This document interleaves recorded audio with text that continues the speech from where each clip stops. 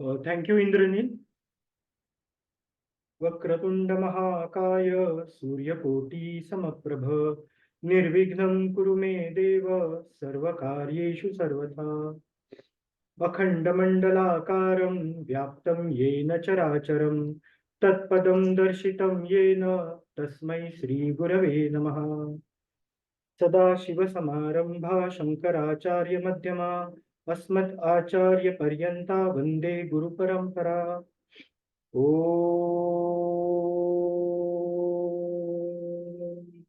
सिंदूरारुण विग्रहा त्रिनयना माणिक्यमौली स्फुरत् तारानायक शेखरा स्मितमुखी मापीन वक्षोरुहां पाणिभ्यां लिपूर्णरत्नचषकं रक्तोत्पलं बिभ्रतीं सौम्यां रत्नघटस्थरक्तचरणां ध्यायेत् पराम्बिकाम्. ओम सभा समुद्रम शिरसा नमामि. तर सर्वांचं मनपूर्वक स्वागत आजचं ललिता आख्यानात. आणि आजचं दिनविशेष म्हणजे आज जागतिक मातृ दिवस आहे, म्हणजे मदर्स डे आहे. तर इथे उपस्थित असलेल्या सगळ्या मातृशक्तीला माझं वंदन. तर आता आपण आजच्या दिवशी हे ललिता आख्यान योगायोगाने आज आलेलं आहे. तर आपण त्या ललिता देवीची कथा आज बघणार आहोत. तर ललिता आख्यान, ललिता म्हणजे काय, तर जी लीला करते ती ललिता. तर ह्या लीला, हे लीला नाट्य जे आहे ते जे कोणी करतं त्याला ललित किंवा फिमेल जर संबोधित करायचं झालं तर ललिता असं म्हणू शकतो आपण. तर ही जी ललिता देवी आहे, आज तिचं आपण स्वरूप बघणार आहोत की काय आहे या ललिता देवीचं स्वरूप. तर गोष्ट सुरू होतीये कणखल क्षेत्रात, कणखल क्षेत्रामध्ये योजलेल्या एका यज्ञापासून. तर आपल्या सगळ्यांनाच माहिती आहे की शंकराची पहिली पत्नी सती ही दक्ष कन्या होती. आणि दक्षाला शिव अजिबात आवडत नसेल. तर हा दक्ष काय करायचा, हा दक्ष शिवांना हिणवण्यासाठी खूप काही काही उपाययोजना करायचा. आणि त्याच्याच पैकी एक उपाययोजना म्हणजे कणखल क्षेत्रामध्ये जो योजला होता तो दक्ष यज्ञ.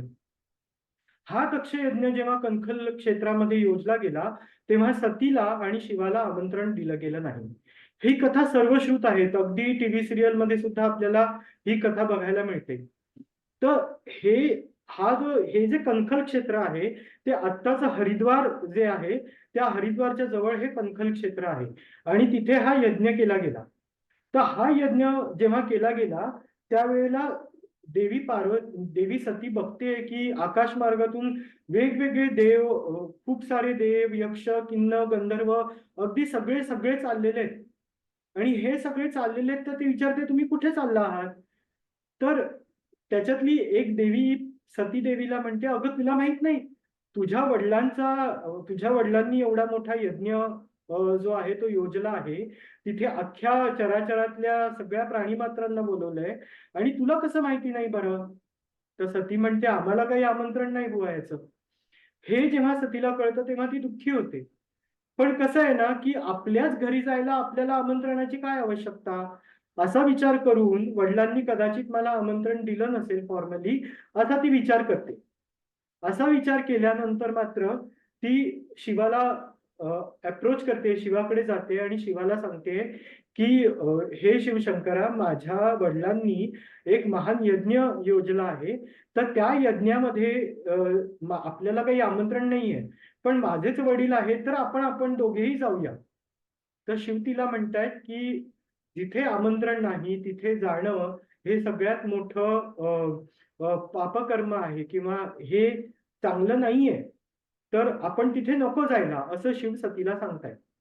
तर सती म्हणते ते काही नाही, मी ऐकणार नाही आणि मी माझ्या वडिलांच्या यज्ञामध्ये पार्टिसिपेट करायला चाललेली आहे.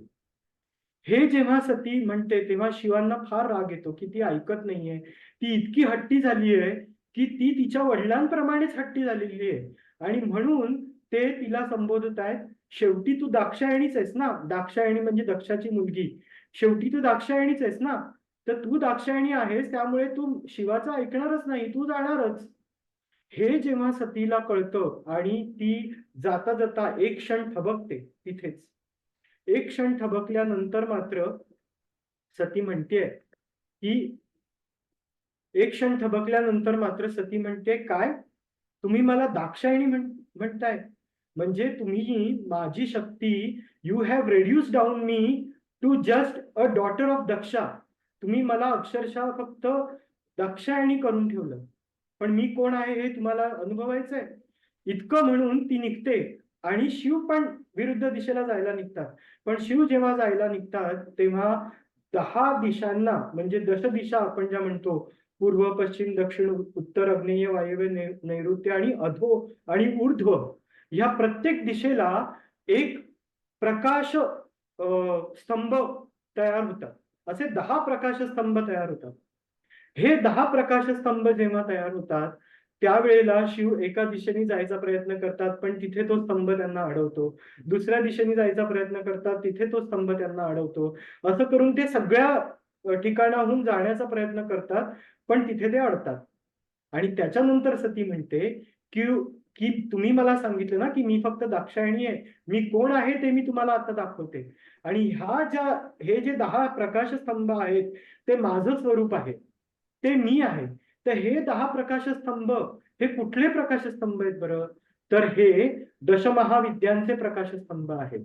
तर पहिली विद्या जी आहे ती काली आहे, दुसरी विद्या तारा, तिसरी विद्या जिचं आपण आज आख्यान ऐकणार आहोत ती ललिता महात्रिपुर सुंदरी, चौथी विद्या भुवनेश्वरी, पाचवी विद्या भैरवी, सहावी विद्या छिन्नमस्ता, सातवी विद्या धुमावती, आठवी विद्या बगलामुखी, नववी विद्या मातंगी आणि 10वी विद्या कमलात्मिका.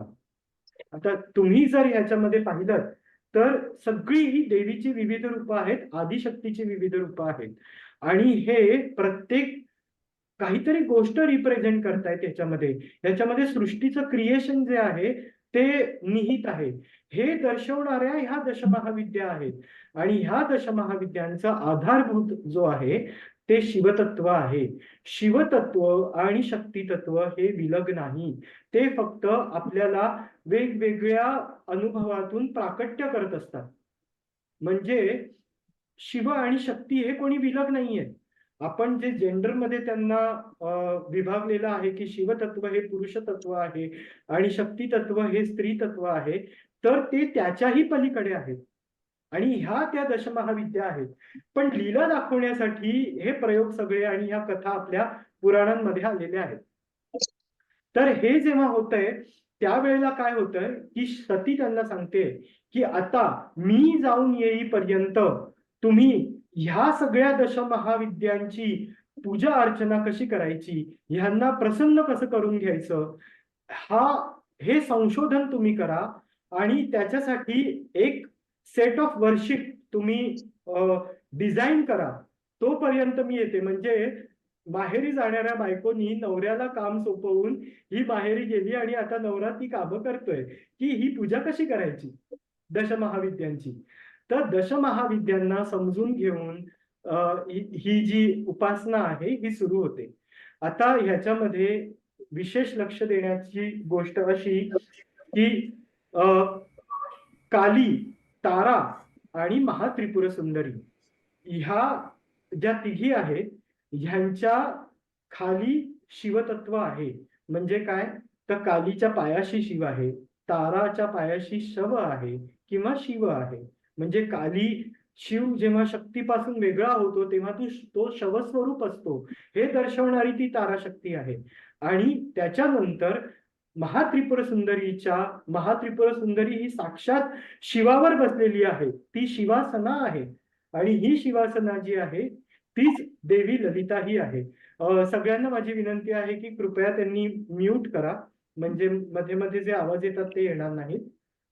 तर हे जे आहे ह्या तिन्ही शक्ती शिवतत्वाला आधार बनवून मग सृष्टीची रचना करतायत आणि मग भुवनेश्वरीची उत्पत्ती होते, जे अख्ख्या भुवनांची स्वामिनी आहे. मग ती त्या भुवनाचं चिंतन करते. भुवनाचं चिंतन करून ती छिन्नमस्तिका रूप म्हणजे ती भरणपोषण करते. ह्याच्यामध्ये धुमावती स्वरूपाचं एक वेगळं रहस्य आहे, ते आपण पुढे जाणून घेणार आहोत. पण हे सगळं जे आहे हे सगळं सुरू असताना शिव प्रत्येक महाविद्येचं तंत्र मार्गाने ती कशी उपास्य देवता आहे, ह्याचं सगळं जे आहे ते डिझाईन करतायत. आणि सती तिकडे दक्ष यज्ञामध्ये गेलेली आहे. सती दक्ष यज्ञामध्ये गेल्यानंतर काय होतंय हे आपल्या सगळ्यांना माहिती आहे, की सती स्वतः दक्ष यज्ञ कुंडामध्ये उडी घेते. ते आता आपण उद्या नंतरच्या कथेमध्ये, म्हणजे जी अन्नपूर्णेची गोष्ट आहे त्याच्यामध्ये आपण सविस्तर ह्या गोष्टी बघणार आहोत. तर सती शिवाचा अपमान झाला म्हणून सती दक्ष यज्ञ कुंडामध्ये जी आहे ती उडी घेते आहे आणि स्वदाह करते आहे. तर म्हणून सतीला दक्ष यज्ञ विनाशिनी असं सुद्धा म्हटलेलं आहे. तर जेव्हा दक्ष यज्ञ विनाश होतोय तिथे वीरभद्र आणि विष्णूंचं युद्ध होतंय, हे सगळं सुरू आहे. हे सगळं सुरू आहे, सतीने आत्मदाह केलेला आहे. आणि त्याच्यानंतर हे जेव्हा शिवाला कळतंय, दक्षाचं मस्तक जे आहे ते विलग झालेलं आहे, त्याच्यावर अजमुख प्रस्थापित झालेला आहे आणि शिव तो देह जो घेऊन आहे तो देह घेऊन तो सगळीकडे फिरतायत. अख्ख्या भारतवर्षामध्ये शिव तो देह घेऊन फिरतायत. अशा वेळेला सुदर्शन चक्रांनी श्री विष्णू सतीच्या देहाचे 108 भाग करतात आणि तिथे शक्तिपीठ स्थापन होतात. तर त्या शक्तिपीठांचं पण फार सुंदर रहस्य आहे. जसं की महाराष्ट्रामध्ये 3.5 शक्तिपीठ आपण म्हणतो. तर जसं आपल्या प्रश्नोत्तरांच्या भागामध्ये आपण पाहिलं की 3.5 शक्तिपीठ, शक्तिपीठ कधी अर्ध असू शकतं का? तर शक्तिपीठ कधीही अर्ध असू शकत नाही. पण महाराष्ट्रात असलेली 3.5 शक्तिपीठ म्हणजे साक्षात ओंकार स्वरूप शक्तिपीठ आहेत. म्हणजे काय? तर अंबाबाई, कोल्हापूरची अंबाबाई, त्याच्यानंतर माहूरची रेणुका, त्याच्यानंतर तुळजाभवानी आणि सप्तशृंगी. तर हे जे आहेत ना, हे ओंकार स्वरूप पीठ आहे. त्याच्यामधली अंबाबाई, सोलापूरची म्हणजे आपली तुळजाभवानी आणि रेणुका माता ह्या तिघीही एका रेषेत आहेत.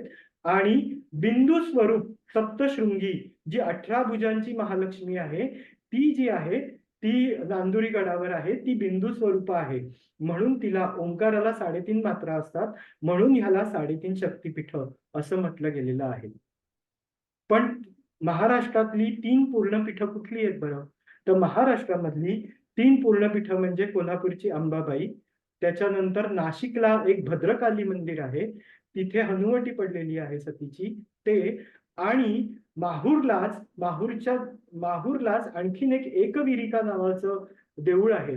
ते फार कमी लोकांना माहिती आहे, पण 18 दशशक्तिपीठामधलं ते देऊळ आहे आणि तिथे सतीचा हात पडलेला आहे एक, म्हणून ती एकवीरिका. अशी 3 शक्तिपीठ महाराष्ट्रामध्ये आहेत. हे आपल्याला इथे जाणून घ्यायला पाहिजे. तर मग 3.5 शक्तिपीठांची उपासना म्हणजे काय? तर हे जे आहे ही लीलापीठ आहेत. म्हणजे ती काही ठिकाणी तर सतीच्या देहाचे पिंड तर आहेतच, पण काही ठिकाणी देवीने साक्षात आदिशक्तीने लीला केलेली आहे. तर ही लीला जिथे जिथे केलेली आहे ती जी आहे ती लीलापीठ म्हणजे 3.5 शक्तिपीठ महाराष्ट्रामध्ये आहेत. आणि महाराष्ट्र ह्यासाठी भाग्यवान आहे की ती मूळ माया आदिशक्ती कोल्हापुरात महालक्ष्मीच्या स्वरूपामध्ये, म्हणजे ती विष्णुपत्नीही नाही, ती शिवपत्नीही नाही, ती मूळ आदिशक्ती आहे. ती कोल्हापूरची महामाया अंबाबाई तिथे स्थानापन्न आहे करवीर नगरात. आणि अष्टभुजांची महालक्ष्मी तिचं मोठं स्वरूप जे तिने महिषासुराला मारलंय ते स्वरूप नांदुरी गडावर सप्तशृंगी देवीच्या स्वरूपामध्ये आहे. 18 हाताची ती महालक्ष्मी आहे. जर तुम्ही दुर्गा सप्तशती वाचली तर अख्खच्या अख्खं तसं वर्णन जे आहे ते सप्तशृंगीचं वर्णन आपल्याला दिसतं. या बाबतीत महाराष्ट्र फारच भाग्यवान आहे. म्हणून ही महाराष्ट्र ही सुद्धा एक मातृभूमी आपण म्हणू शकतो.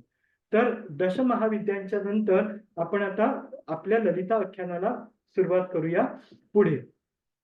तर काय आहे आता बरं? तर आता इथे स्टोरीची सुरुवात होते. तर स्टोरीची सुरुवात कशी होते? तर अगस्ती ऋषी आहेत.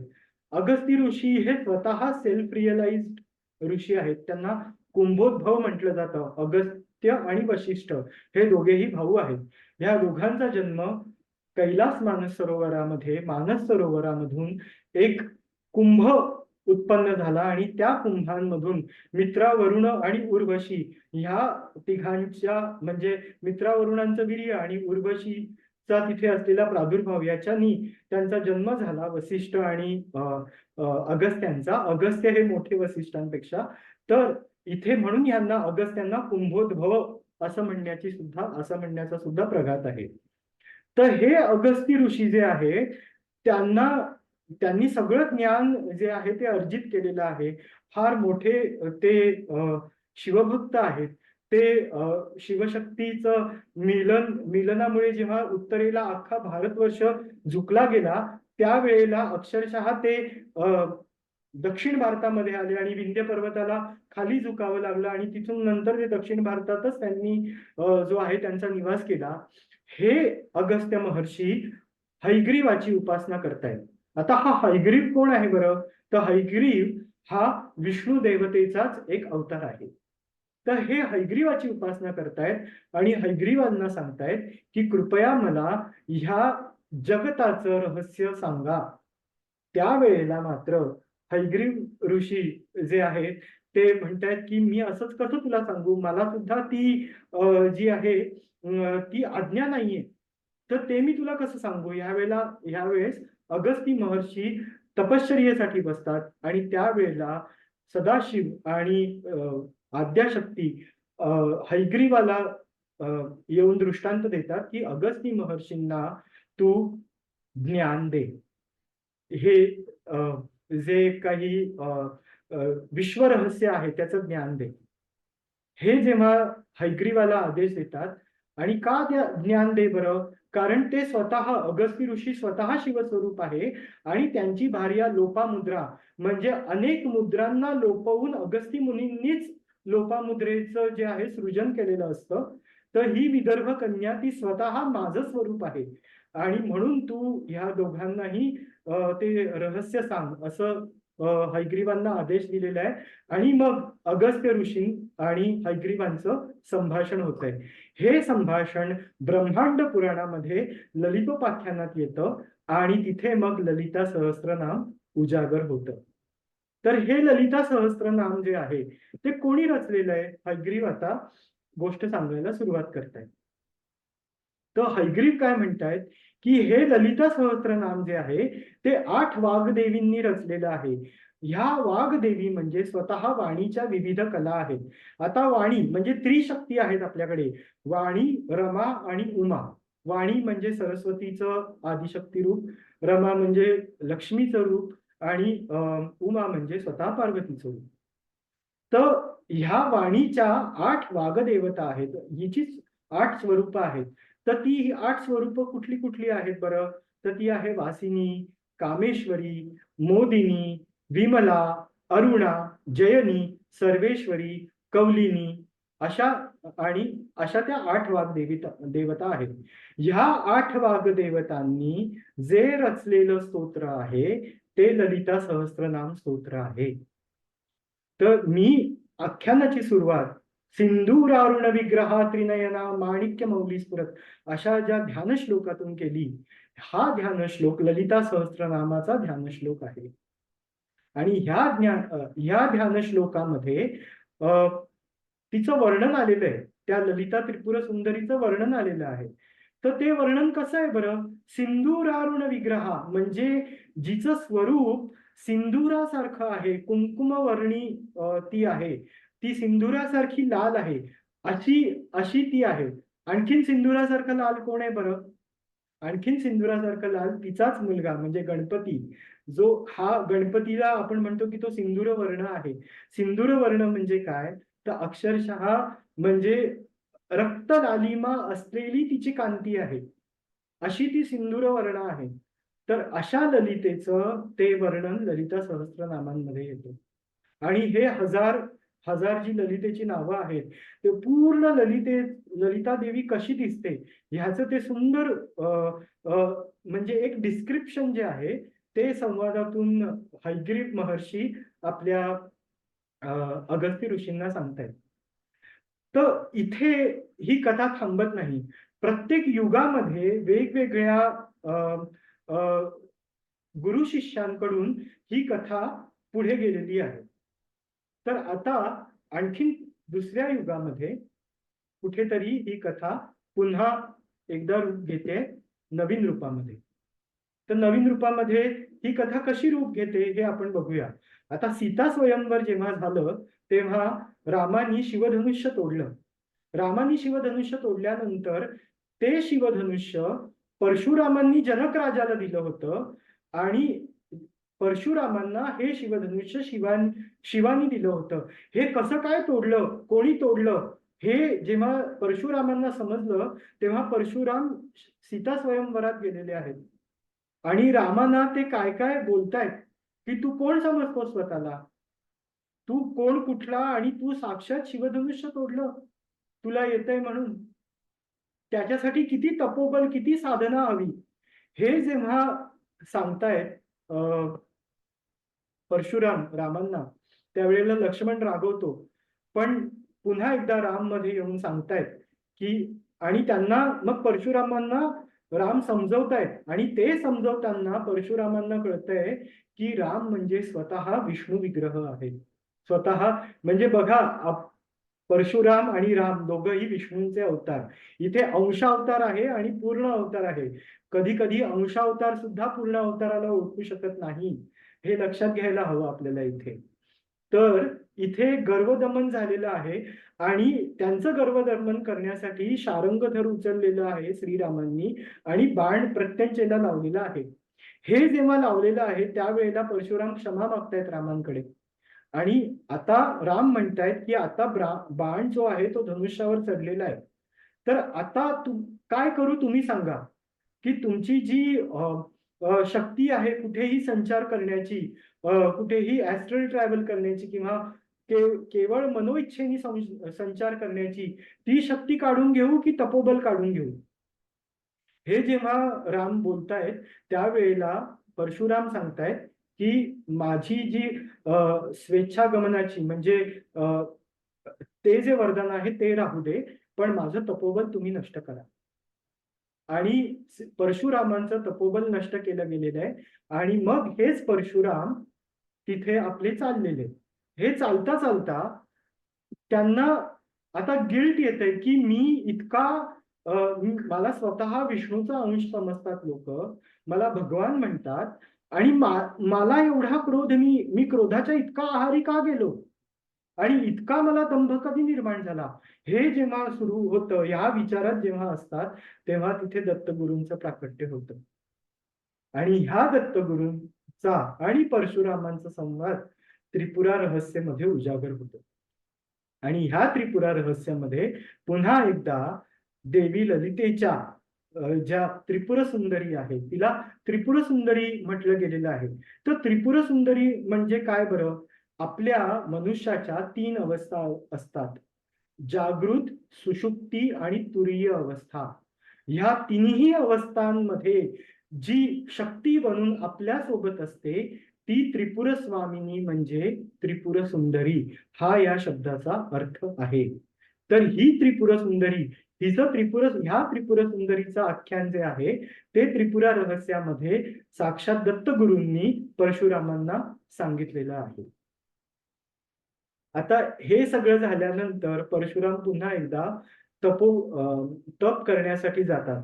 पण आपल्या सगळ्यांनाच माहितीये, आता खरं तर ललिता आख्यानाशी या गोष्टीचा संदर्भ नाहीये, पण मला इथे एक गोष्ट सांगावीशी वाटते की आपण कोकणाला आणि कोकणाच्या खाली जो भाग आहे त्याला नेहमीच परशुराम क्षेत्र असं म्हटलं गेलेलं आहे. ती परशुराम भूमी आहे.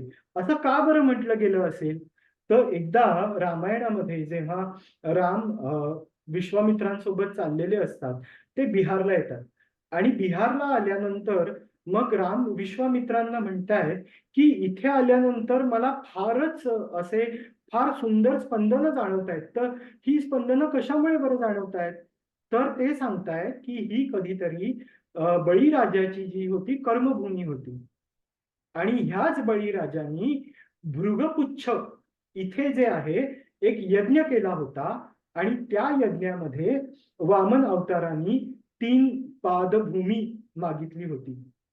तर आता बघा, हा बळीराजा जो आहे तो भृगपुच्छ इकडे जे आहे यज्ञ करतोय. हे भृगपुच्छ म्हणजे आजचं भरूच आहे गुजरात मधलं. तिथे बळीराजांनी तो यज्ञ केलेला आहे आणि तिकडे वामनांनी म्हणजे विष्णू वामन अवतारामध्ये आलेले आहेत आणि 3 पाद जमीन मागितलेली आहे. आता आपल्याला माहितीच आहे की 3 पाद जेव्हा जमीन मागितली त्यावेळेला आकाश, त्याच्यानंतर एका ह्याच्यामध्ये आकाश व्यापलं, ब्रह्मांड व्यापलं, सगळं व्यापलं आणि शेवटचा पाय कुठे ठेवू म्हणून विचारतायत. त्यावेळेला बळीराजा सांगतो की माझ्या मस्तकावर पाय ठेवा. हा जेव्हा बळीराजांनी सांगितलं त्यावेळेला पृथ्वीवर वामनाचा, त्या त्रिविक्रमाचा जे गरिमा तत्व होतं, अवाढव्य जो वामन अवतार, त्रिविक्रम अवतार होता, त्याच्या पदस्पर्शाने ती जमीन जी होती ती समुद्रामध्ये दाबली गेली, पूर्ण जमीन, गुजरात नंतरची. आणि म्हणून ती जी जमीन होती ती जमीन पुन्हा एकदा परशुरामांनी रिक्लेम केली समुद्राकडून. आता तुम्ही बघा, भरूच आहे, द्वारका पण समुद्रामध्ये गेली होती, ती कृष्णाने रिक्लेम केली, म्हणजे कृष्णाने समुद्राकडूनच ती जमीन मागितली. वामन अवतारामध्ये जी जमीन दबली गेली होती समुद्रात ती परशुरामांनी पुन्हा रिक्लेम केली आणि तो पूर्ण कोकणाचा भाग आणि केरळचा भाग आज परशुराम क्षेत्र म्हणून ओळखला जातो. तर हे परशुराम ह्यांनी जे आहे इथे श्रीविद्या जी आहे ती इथे त्यांनी कलियुगापर्यंत पोहोचवली. असा म्हणजे अगदी त्रेतायुगापासून कलियुगापर्यंत परशुरामांनी ही श्रीविद्या पोहोचवली. तर आता ही श्रीविद्या म्हणजे काय ते आपण पुढे बघणारच आहोत. तर आता आपल्याला सगळ्यांना माहिती आहे की हे जे सगळं जेव्हा झालं, सतीनी आत्मदाह केला, त्यानंतर शिव दुःखी झाले होते आणि असे शिव दुःखी होत असताना सगळ्या सृष्टीची रचना कार्य संपलं, म्हणजे थांबलं आणि जो तारकासूर होता तो मातला होता. अशा वेळेला कामदेवांना सांगितलं गेलं की तू शिवावर कामबाणांचा प्रयोग कर आणि तिथे जे आहे शिवाला उद्युक्त कर पुन्हा एकदा रचनेसाठी. त्यावेळेला मात्र ते जे आहेत कामदेवांना शिवांनी भस्मसात केलेलं आहे, म्हणून शिवांचं एक नाव कामांतक सुद्धा आहे. आणि त्या कामदेवाची राख तिथे कैलासावर तशीच आहे. आता गंमत बघा, ती कामदेवाची राख कैलासावर तशीच आहे आणि ती तशीच कितीतरी वर्ष पडून आहे, कितीतरी युग पडून आहे. आणि जेव्हा गणपतीचा आविर्भाव होतोय त्यावेळेला गणपतीला ती राख दिसते. गणपती काय करतोय, तर गणपती त्या राखेपासून एक पुतळा बनवतोय आणि गणपती त्या राखेपासून एक जेव्हा पुतळा बनवतो आणि त्या पुतळ्यामध्ये शिवचैतन्यानी प्राण फुंकतो, ही घटना जेव्हा घडते त्यावेळेला ब्रह्मदेवाच्या तोंडातून उद्गार निघतात, भंड भंड भंड, आणि भंडासूर जन्माला येतो. तर गणपती हा त्याचा पिता आहे. काही कथेनुसार चित्रकर्मा नावाचा एक गणनायक होता, त्या गणाने ह्या भंडासुराची रचना केली होती. म्हणजे कामदेवाच्या राखेपासून हा भंडासूर जन्माला आलेला आहे आणि गणपती हा त्या भंडासुराचा निर्माता आहे. तर मग ज्याचा निर्माता साक्षात गणपती आहे, शिवपुत्र आहे, तो असुर कसा बरं झाला? तर ह्या भंडासुरांनी जे आहे, म्हणजे हा जो भंड आहे त्याला गणपतींनी शिव उपासनेचा मंत्र दिला. ह्या भंडासुरांनी शिवाराधना केली.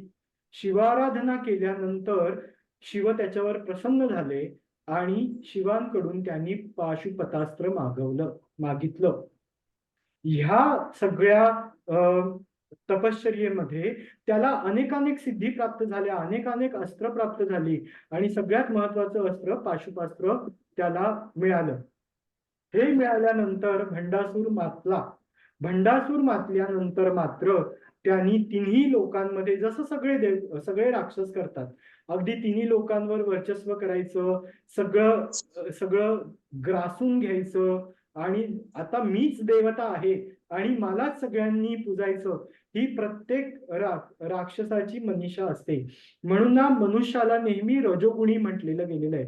मनुष्यामध्ये देव होण्याचीही कॅपेबिलिटी आहे आणि राक्षस होण्याचीही कॅपेबिलिटी आहे. आता गंमत बघा, पुरुषार्थामध्ये 4 पुरुषार्थ सांगितले आहेत: धर्म, अर्थ, काम आणि मोक्ष. आणि 5 विकार सांगितलेले आहेत. तर हे विकार कुठले आहेत बरं?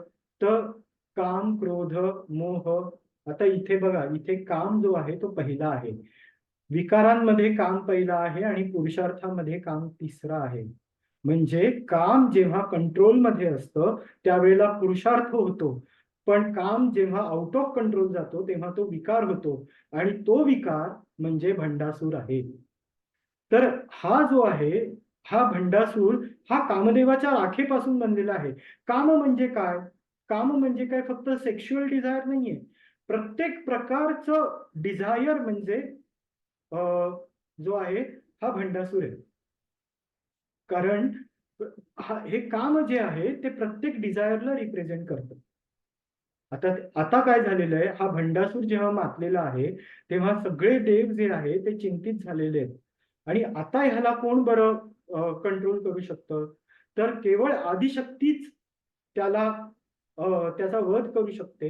हे जेव्हा देवतांना समजतं त्यावेळेला ते नवखंड साधना करतात.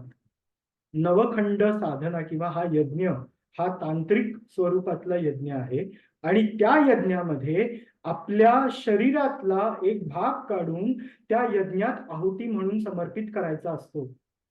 ही नवखंड साधना जी आहे ती इतिहासामध्ये आणखीन एका जणांनी केली होती. कोणी केली होती बरं?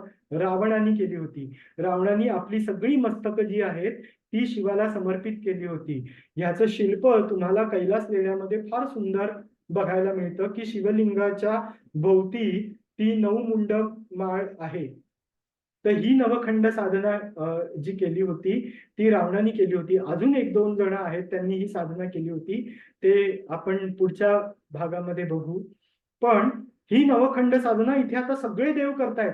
म्हणजे अक्षरशः शिव, पार्वती, गणपती हे सगळे करतायत. आणि त्या नवखंड साधनेमधून मोठमोठ्या अग्निशलाका निर्माण होत आहेत, आणि मग चिदग्नी कुंड संभूता ही जी ललिता त्रिपुर सुंदरी आहे ती त्या अग्निज्वालांमधून जी आहे ती आकार घेते आहे. तर ही ललिता त्रिपुर सुंदरी कोण आहे बरं? तर ही साक्षात आदिशक्ती आहे, साक्षात महाविद्या आहे, महाविद्येचा आविर्भाव आहे, जी त्रिपुरांची स्वामिनी आहे. ती केवळ लालित्यपूर्ण जे आहे नाट्य करत असते. अशी ललिता त्रिपुर सुंदरी जी आहे भंडासुराच्या वधासाठी चिदग्नी कुंड संभूता झालेली आहे, म्हणजे अग्नीतून तिचं प्राकट्य झालेलं आहे. हे प्राकट्य चित्त अग्नीमधून झालेलं आहे. चित्त अग्नी म्हणजे काय? तर आपलं समर्पण करताना, आपल्या चित्ताचं समर्पण केल्यानंतर जो अग्नी प्रज्वलित होतो त्याला चिदग्नी असं म्हणतात. म्हणजे आपण म्हणतो ना पॅशनेटली की ह्या माणसामध्ये काहीतरी आग दिसते मला, ते काहीतरी अचीव करण्याची. ती जी आग आपण म्हणतो ना, दॅट इज चिदग्नी किंवा चित्त अग्नी, चित्तामधून निर्माण झालेला अग्नी.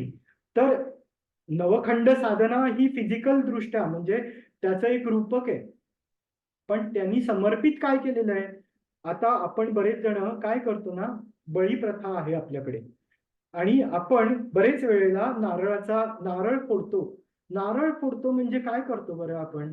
नारळ फोडतो म्हणजे त्या नारळाला आपलं मुख असं आपण समजतो, आणि मग ते देवापुढे अर्पण करतो किंवा नारळ फोडतो. आता नारळच का बरं? तर तुम्ही कधी नारळाचं जर पाहिलं तर नारळाचं त्याला डोळे असतात, 3 डोळे असतात, त्याला शेंडी असते. म्हणजे त्याचं ते जे फळ आहे नारळ, ते मनुष्य चेहऱ्याशी साधर्म्य साधणारं फळ आहे. आणि त्याला मनुष्य चेहरा किंवा मनुष्य मुंड मानून आपण ते देवतेला समर्पित करतो. आणि हा एका प्रकारचा बळीच आहे किंवा हा एका प्रकारचं तंत्रच आहे. नवीन गाडी घेतली तरी आपण नारळ फोडतो गाडीसमोर. आपण किती अनावधानाने या गोष्टी करत असतो. आणि आपण तंत्रमंत्रांना नावं ठेवतो. आपण डेली लाईफमध्ये आपण तंत्र करत असतो. तर हे आपल्या लक्षात घेतलं पाहिजे. आणि आपल्यानुसार, आपल्या कुवतीनुसार आपण ते तंत्र करतो. स्वयंपाक करणं हे सुद्धा एक तंत्रच आहे. तर अशी ललिता त्रिपुर सुंदरी जी आहे ती चिदग्नी कुंडातून प्राकट्य तिचं झालेलं आहे. आता ती पूर्णपणे सज्ज झालेली आहे भंडासुराशी युद्ध करण्यासाठी. भंडासुराशी जेव्हा युद्ध करण्यासाठी ती सज्ज झालेली आहे, त्यावेळेला मात्र ब्रह्मदेव तिला म्हणतायत की हे आदिशक्ती स्वरूपा, तू जरी स्वयंपूर्ण असली तरीही तुझा पट्टाभिषेक होणं गरजेचं आहे, कारण तू साम्राज्ञी आहेस ह्या जगाची. तर पट्टाभिषेक होणं गरजेचं आहे आणि पट्टाभिषेकाला तुझा विवाह होणं गरजेचं आहे. त्यावेळेला ती आपल्याच शरीरातून सदाशिवांना प्रकट करते आहे, महाशिवांना प्रकट करते आहे आणि तिथे शिवकाम सुंदरी म्हणजे त्रिपुर सुंदरी आणि त्रिपुरांतक शिव जे महाशिव आहेत त्यांचं मिलन होत आहे, त्यांचा विवाह होतोय आणि आता ललिता त्रिपुर सुंदरी जी आहे ती भंडासुराशी युद्ध करण्यासाठी सज्ज झालेली आहे. तर आता हिनी काय केलंय बरं, तर हिनी आपल्याच अंशानी तिचं सैन्य निर्माण केलेलं आहे. खूप मोठं सैन्य तिने निर्माण केलेलं आहे आणि दोन्ही हातांमधून, दोन्ही भुजांमधून 2 देव्यांचं प्राकट्य झालेलं आहे. तर ह्या 2 देवी कोण आहेत बरं? ह्या 2 देवी आहेत राजश्यामला, जिला आपण मातंगी सुद्धा म्हणतो, जी 9वी महाविद्या आहे, आणि एक वाराही देवी आहे, जिला आपण दंडनाथा सुद्धा म्हणतो. तर ह्या 2 देवींचं प्राकट्य झालेलं आहे. आता ही दंडनाथा जी आहे ती सेनापती आहे ह्या सगळ्या देवीच्या सैन्याची. आता जस्ट तुम्हाला एक सांगावंसं वाटतं मला, जर कधी काशीला गेलात तर काशीला वाराही देवीचं देऊळ आहे. हे देऊळ सकाळी ब्रह्ममुहूर्तावर उघडतं, म्हणजे 4 वाजता उघडतं आणि सकाळी 9 वाजता बंद होतं. त्या देवीचं तुम्ही डायरेक्ट दर्शन घेऊ शकत नाहीत. तुम्हाला ती ना अशी भुयारामध्ये आहे, पण तुम्हाला असं वरती जावं लागतं पायऱ्या चढून आणि छोटीशी खिडकी आहे, त्या खिडकीतून त्या वाराहीकडे बघावं लागतं. अतिशय उग्र रूप, पण ते इतकं तेजस्वी रूप आहे त्या वाराहीचं, अक्षरशः तुम्ही ते वर्णन करू शकत नाही शब्दामध्ये. असं सुंदर तिचं वर्णन आहे. आणि ही मंत्रिणी म्हणजे राजश्यामला देवी, मातंगी देवी, तिचंच स्वरूप पुढे मलयध्वज राजाची कन्या म्हणून पार्वतीने घेतलेलं आहे, जी मीनाक्षी आहे. ती आपण नंतर ह्याच ललितोपाख्यानात आपण बघणार आहोत. तर काय तर ही मंत्रिणी आहे. मंत्रिणी म्हणजे काय, तर ललिता देवीला मंत्रणा करणारी ही देवी राजश्यामला मातंगी आहे आणि सेनापती जी आहे ती दंडनाथा आहे. तर हे सगळं झालेलं आहे, युद्धाला सुरुवात झालेली आहे. तिथून भंडासूर वेगवेगळी अस्त्र सोडतो आहे. इथून ह्या दोघी ज्या आहेत किरीचक्रावर आरूढ होऊन ही दंडनाथा जी आहे ती त्याच्याशी लढते आहे. हे सगळं चालू आहे आणि तो कशी कशी अस्त्र सोडतोय बरं, तर तो ज्या अस्त्राने अंधार होईल असं अंधाराचं अस्त्र सोडतो आहे. ज्या अस्त्राने तुम्हाला ऐकायला येणार नाही असं अस्त्र सोडतो आहे. ज्या अस्त्राने तुम्हाला दिसणार नाही, म्हणजे पंचेंद्रिय त्याच्या कंट्रोलमध्ये आहेत, म्हणजे पंचेंद्रियांची अस्त्र हा सोडतो आहे आणि ह्या देवी त्याला त्या अस्त्रांनी जे आहे ते जे आहे उत्तर देत आहेत. पण आता मात्र एक विचित्र घटना घडलेली आहे. काय विचित्र घटना घडली बरं, तर ह्यांनी काय केलं, आता इंजिनिअरिंग तेव्हा पण होतं हा आपल्याकडे. तर इंजिनिअरिंग ह्यांनी काय केलं, भंडासुराचा विशुक्र नावाचा एक मुलगा होता. विशुक्र आणि विशंग ह्या 2 मुलांची नावं येतात. तशी 30 मुलं आहेत. त्या 30 मुलांना पण कोणीतरी मारलेलं आहे, हे आपण पुढे बघणार आहोत. तर ह्यांनी काय केलं, एक विघ्न यंत्र तयार केलं आणि हे विघ्न यंत्र त्यांनी देवीच्या सैन्यावर पाठवलं.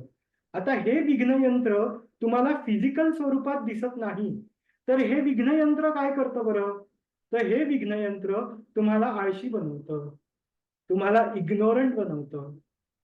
तुम्हाला असं वाटतं की आता आमच्यामध्ये काही शक्तीच राहिलेली नाहीये. ह्या भंडासुराचं एवढं मोठं सैन्य आहे, आपण त्याच्याशी कसे लढणार आहोत. म्हणजे सेल्फ गिल्ट जे आहे हे विघ्न यंत्र तयार करतं. बघा, हे जे युद्ध आहे हे दिसायला जरी फिजिकल स्वरूपाचं दिसलं किंवा कथांमध्ये पुराणांमध्ये सुद्धा हे फिजिकल स्वरूपाचं युद्ध जरी दिसलं, तरी हे युद्ध आपल्या मानसिक विकारांचं चालू आहे आणि कुठेतरी सद्विचारांचं सुरू आहे. हे आपल्याला कुठेतरी लक्षात घेतलं पाहिजे. तर हीच अशी सगळी अस्त्र आहेत. मग आता हे विघ्नयंत्र जेव्हा पाठवलंय या भंडासुरांनी आणि देवीच्या सैन्याची अशी अवस्था झालेली आहे, मंत्रिणी आणि दंडनाथा सोडून सगळं सैन्य युद्ध करेनासं झालेलं आहे. म्हणजे त्यांना असं वाटतं की ह्या युद्धाचे परिणामच काही होणार नाहीयेत, आपण उगाचच लढतोय, अशी भावना त्या सैन्यामध्ये निर्माण झालेली आहे. आणि ह्या वेळेला त्या आदिशक्तीने एक चमत्कार केलेला आहे. तर काय चमत्कार केलाय बरं? तर त्या आदिशक्तीने इथे गणेश्वराची उपासना केलेली आहे, महागणपतीची उपासना केलेली आहे. तिने शिवाकडे पाहिलं, शिवाकडे पाहून एक स्मित हास्य दिलं आणि स्मित हास्य दिल्यानंतर त्या हास्यातून गणपतीची निर्मिती झालेली आहे.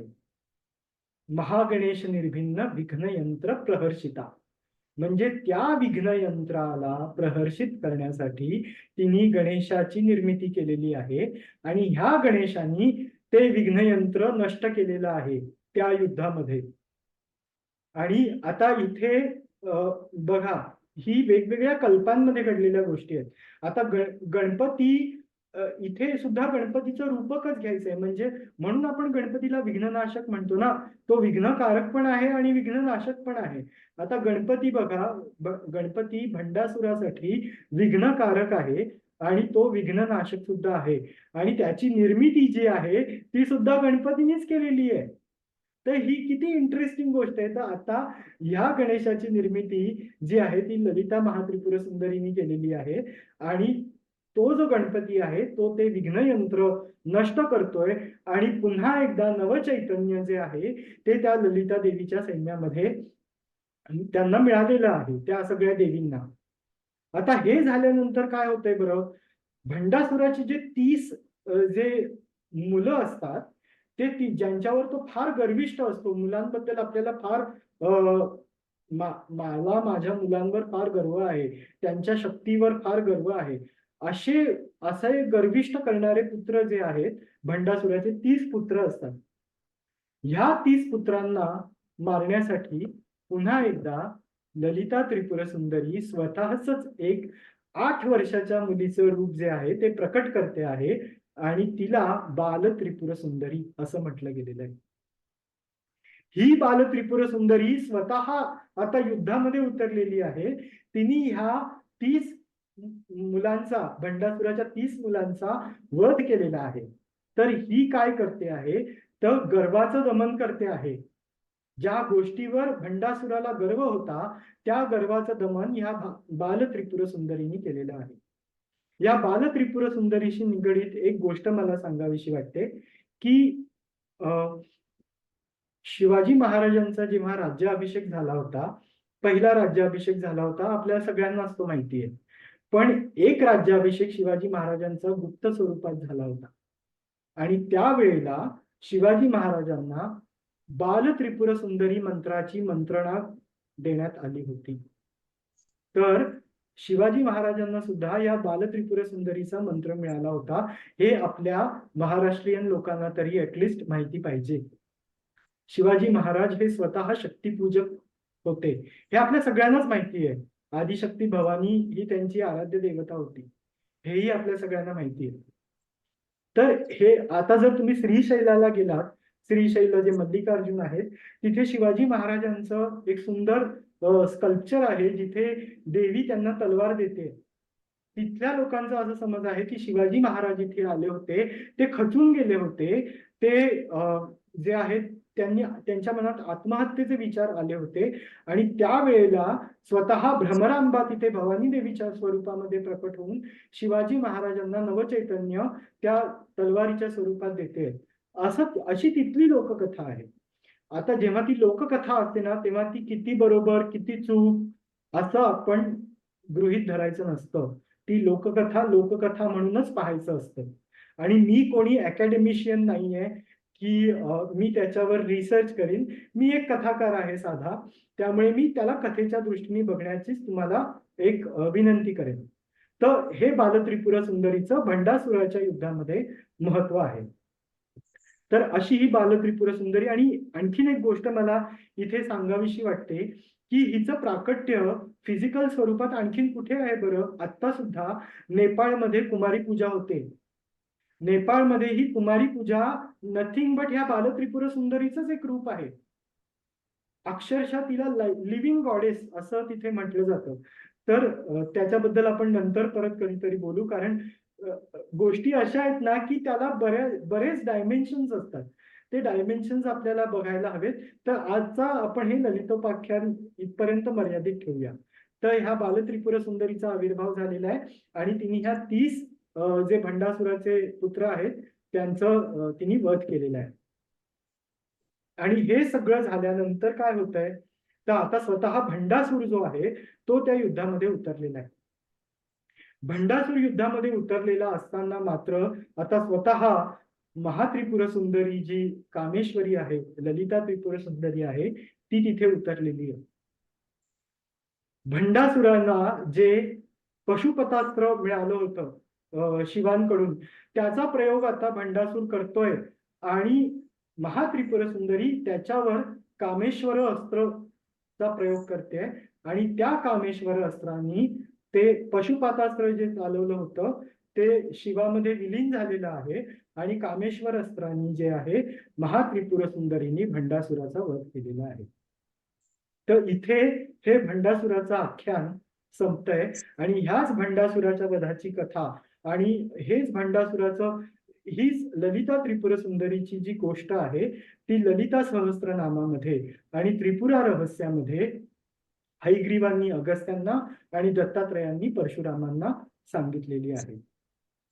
पण आता हे तत्व इथेच थांबतं का? तर हे तत्व इथे थांबत नाही. तर आता काय होतंय ते बघूया पुढे. आता त्याच्यामध्ये आणखीन बघा, ती ललिता आहे, ललितेची लीला अगाध आहे.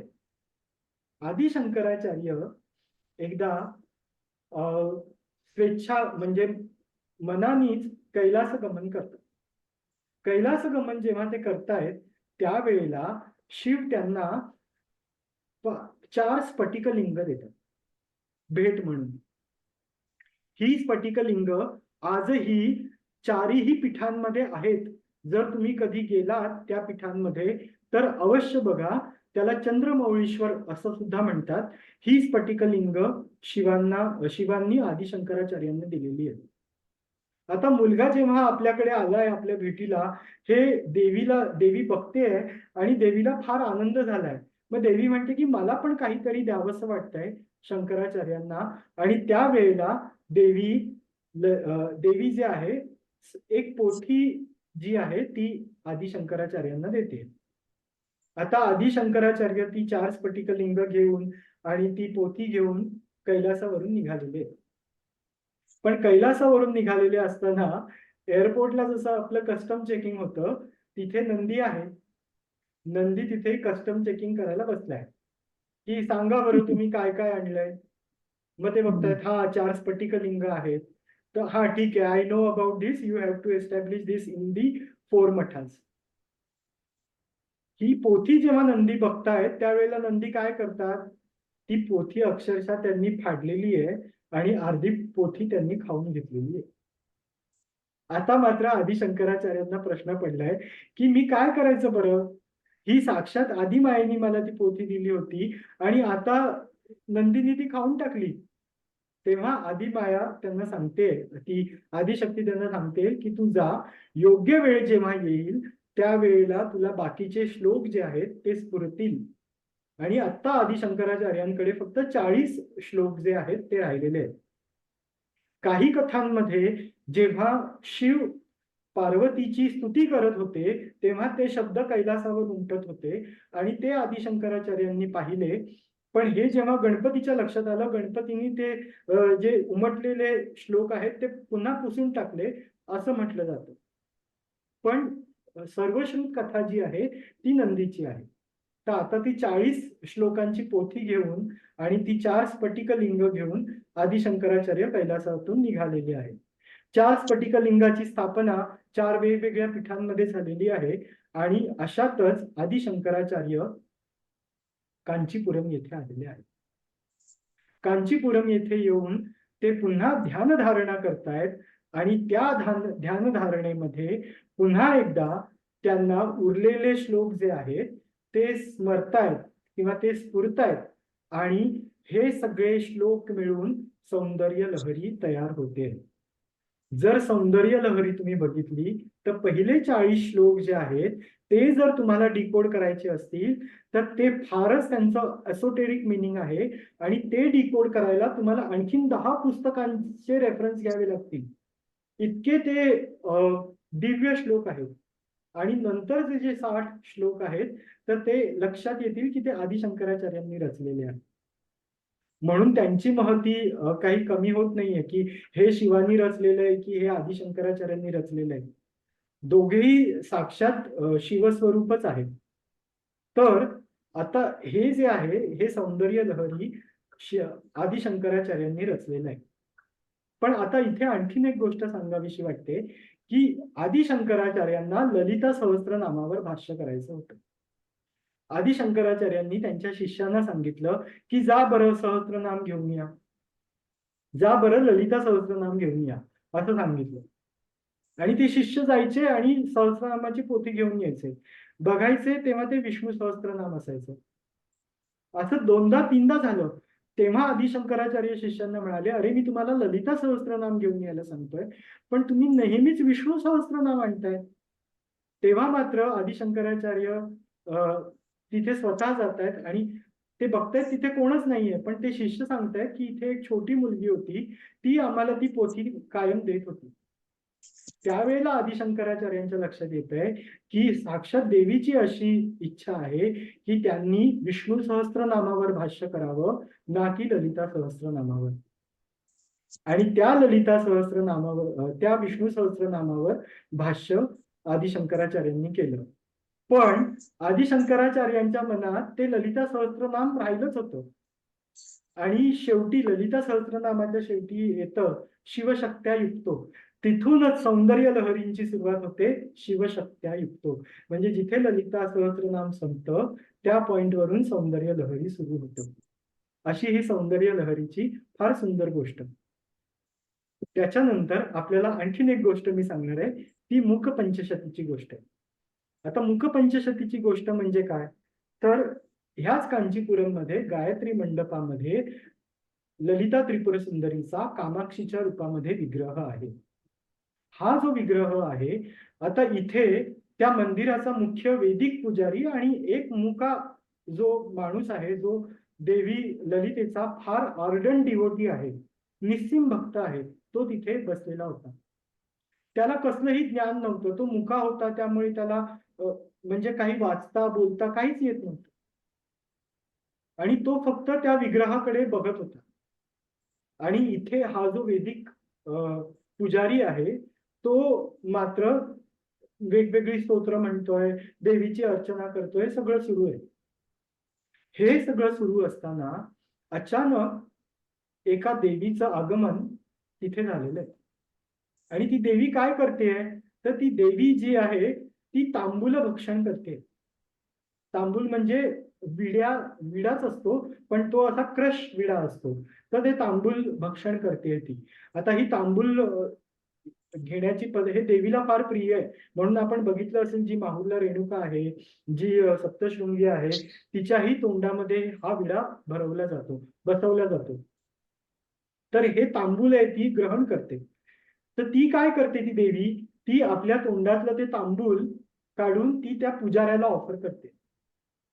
त्या पुजाऱ्याला जेव्हा ती ऑफर करतेय तेव्हा तो शी हे काय मला देतेय, एका स्त्रीचं उष्ट मी कसं खाऊ, ते पण मी पूजेमध्ये रममाण असताना, असा तो विचार करतोय आणि तो धिक्कारतोय तिकडे त्या देवीला. ती देवी त्या मुक्या गृहस्थाकडे चाललेली आहे. मुक्या गृहस्थालाही तिने ते जे तांबूल आहे तिच्या तोंडातलं ते दिलेलं आहे. त्यांनी काहीही विचार न करता ते ग्रहण केलेलं आहे. तो जेव्हा ते ग्रहण करतो त्यावेळेला एक अद्भुत चमत्कार होतो. तो मुका व्यक्ती जो आहे तो संस्कृत मध्ये 5 शतक म्हणजे पंचशती 500 ओव्यांचा एक स्तुती लिहितो देवीची, आणि ती मूक शंकरांनी लिहिलेली स्तुती आहे, म्हणून त्याला मूक पंचशती असं म्हटलं जातं. हे मूक शंकर जे आहेत ते पुढे कांची कामकोटी पीठाचे जे आहेत ते आदि शंकराचार्यांच्या लिनिएज मधले शंकराचार्य झाले. त्यांना मूक शंकर असंही म्हटलं जातं. तर ही मूक पंचशतीची कथा सांगावीशी मला इथे वाटते. आता जेव्हा आपण त्रिपुर सुंदरी म्हणतो, तुम्ही जर कधी कांचीपुरमला गेलात तर तिथे कामाक्षीचा विग्रह आहे. कामाक्षीची आयकोनोग्राफी आणि त्रिपुर सुंदरीची आयकोनोग्राफी सेम आहे, त्याच्यामध्ये फरक नाही. त्रिपुर सुंदरी हीच कामाक्षी आहे. ही कामाक्षी देवी जी आहे, जसं प्रश्नोत्तरांमध्ये मी सांगितलं होतं, जी पंचभूत स्थलं आहेत त्या पंचभूत स्थलांमध्ये देवीचं एक देऊळ त्या शिव मंदिरामध्येच आहे. फक्त कांचीपुरम अशी जागा आहे जिथे कामाक्षीचं वेगळं देऊळ आहे आणि शिवाचं वेगळं देऊळ आहे, एकांबरेश्वर. त्याची फार सुंदर कथा आहे ते एकांबरेश्वर आणि कामाक्षीची. ती कधीतरी आपण पंचभूतांची कथा घेऊ, त्यावेळेला आपण ती कथा घेऊ. पण आता इथे गोष्ट कशी आहे बघा, ही कामाक्षी देवी जी आहे ही त्रिपुर सुंदरी तिथे कंचिकापुरामध्ये जी आहे स्थानापन्न आहे. सौंदर्य लहरीमध्ये 4थ्या श्लोकामध्ये आदि शंकराचार्य वर्णन करतात, पण कांची धामा, म्हणजे तिथे त्यांनी अक्षरशः ही त्रिपुर सुंदरी जी आहे ती कुठे वास करते, तर ती कांची धामामध्ये वास करते. हाही त्याचा एक अर्थ होतो. आणि त्याचा एक अर्थ असा होतो की कटीवर जो तिने कंबरपट्टा घातलेला आहे त्या कंबरपट्ट्याच्या घुंगरांची जी किणकिण आहे ती कांची धामामध्ये होते आहे, असा सुद्धा त्याचा एक अर्थ आपल्याला आदि शंकराचार्यांच्या सौंदर्य लहरीमधून मिळतो. तर ही कामाक्षी देवी जेव्हा तिथे बसलेली आहे सर्वनुरूप, तेव्हा अनंग अनंग आपण पाहिलेलं होतं मागच्या कथेमध्ये की ते कामदेवाचं एक नाव आहे, कारण त्याला अंग नाहीये, त्याला शरीर नाहीये. हा कामदेव जो आहे तो ललिता त्रिपुर सुंदरीकडे गेलेला आहे आणि तो सांगतोय की हे देवी, मी देवांच्या आज्ञेनी शंकरावर बाण चालवले होते आणि शंकरांनी मला भस्मसात केले, यात माझी काय चूक बरं? अवघी सृष्टी, अवघ चराचर ही तुझी लेकरं आहेत. मी पण तुझाच मुलगा आहे ना, मी पण तुझंच क्रिएशन आहे ना, मग माझी याच्यामध्ये काय चूक होती सांग बरं. तेव्हा ललिता त्रिपुर सुंदरी सांगते की देव तुझ्याकडे आले की आता तूच काय तो शंकराला ह्या अवस्थेमधून बाहेर काढू शकतो, ह्याचा तुला गर्व झाला आणि हे गर्व हरण करण्यासाठी म्हणून शिवांनी तुला भस्मसात केलं. हे जेव्हा कामदेवाला समजलं त्यावेळेला कामदेवानी मान्य केलं की ठीक आहे देवी, माझी चूक झाली, पण मी तुझं लेकरू आहे ना, तू आता असं काहीतरी कर की पुन्हा एकदा शिव माझ्या बाणांचं शिकार होतील किंवा माझ्या बाणांचा प्रयोग शिवावर होईल. आता लेकरूच ते, आई लेकराचा हट्ट नाही पुरवणार तर कोण पुरवणार, हे त्या ललिता त्रिपुरा महासुंदरीला समजतंय. आणि ललिता त्रिपुरा सुंदरी काय करते की अख्ख्या सबंध गौरी तत्वाचं आकर्षण करून घेते, संकर्षण करून घेते. अख्ख्या भारतखंडामध्ये असलेल्या गौरी तत्वाचं संकर्षण होतंय आणि ते संकर्षण ते स्वतः ललित त्रिपुर सुंदरीमध्ये तिने करून घेतलेलं आहे. म्हणजे सगळ्या गौरींना तिने स्वतःमध्ये समाविष्ट करून घेतलेलं आहे. हे जेव्हा कैलासामध्ये किंवा हिमालयात बसलेल्या शंकराला कळतंय, जो केदार स्वरूप आहे तो केदार आपल्या गौरीसाठी शोधत शोधत शोधत तिकडे आलेला आहे कांचीपुरमला. आता तो कांचीपुरमला आल्यानंतर तिथे स्वतः कामाक्षी बसलेली आहे, कामदेव तिच्या बाजूला आहे आणि ती सांगते की आता शिव जे आहे ते गौरीच्या स्वरूपात इकडे आलेले आहे. आता तू शिवांवर बाण सोड आणि आता तुला शिव काही करणार नाही. ते गौरीच्या शोधार्थ आलेले आहेत, ते त्यांच्या प्रिय व्यक्तीच्या शोधार्थ आलेले आहेत. आता शिवच आहेत ते, शिवांवर थोडी कामदेवाचा बाण चालणार आहे. स्वतः कामाक्षी देवी आपल्या हातातला मनोरूपेक्ष कोदंडा तो जो